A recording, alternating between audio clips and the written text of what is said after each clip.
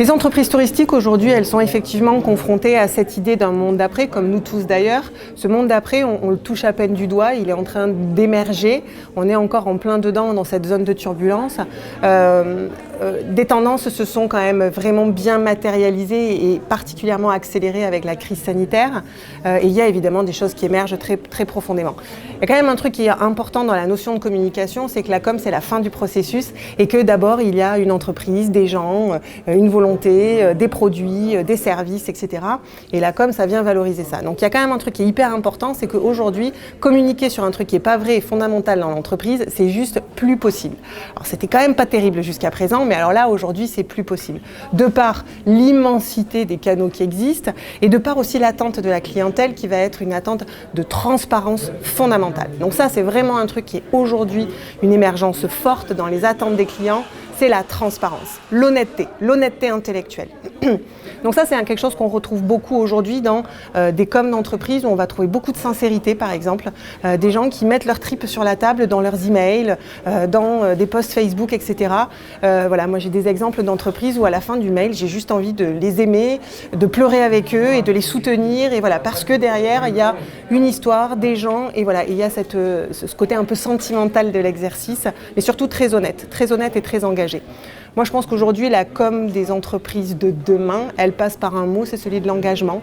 Alors, dans le numérique, on parle de l'engagement en termes techniques, finalement, en termes performance.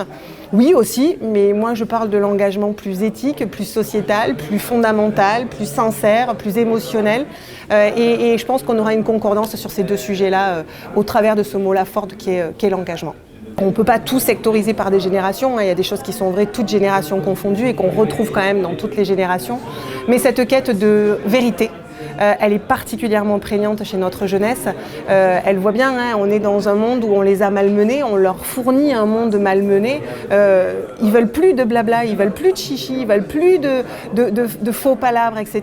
On doit rentrer dans une réalité absolue, dans une réalité engagée aussi, parce que l'urgence climatique, c'est pas juste un propos politique. Aujourd'hui, c'est une réalité terrifiante, et c'est la leur. Nous, on est vieux. Moi, j'ai pas loin de 50 ans. C'est pas mon avenir, mais j'ai un gamin de 18 ans. Mon gamin de 18 ans, son avenir, il est flou. Il est flou et il attend des choses honnêtes. Même si c'est de dire, je sais pas encore comment ça va se passer. Nous, on a envie d'aller là-dessus. On a besoin de votre avis. On a besoin de ça. Voilà, cette vérité-là, elle est importante pour ces nouvelles générations, clairement. Et ce qui est intéressant aussi, c'est que on est vraiment passé, alors là, on va dire à 30 ans d'écart, sur des propos qui étaient très orientés produits, services dans le monde du tourisme, sur des propos qui sont beaucoup plus orientés autour de viens chez nous parce que nous on est engagés et finalement derrière tu verras ce que tu achèteras, mais c'est pas fondamental. Ce qui est fondamental, c'est ce que je te propose en termes de logique sociale, en termes de logique environnementale, en termes d'engagement, en termes de philosophie, en termes d'éthique. Et notre jeunesse, elle est particulièrement sensible à ça et on la comprend au vu de ce qu'on est en train de leur laisser comme avenir.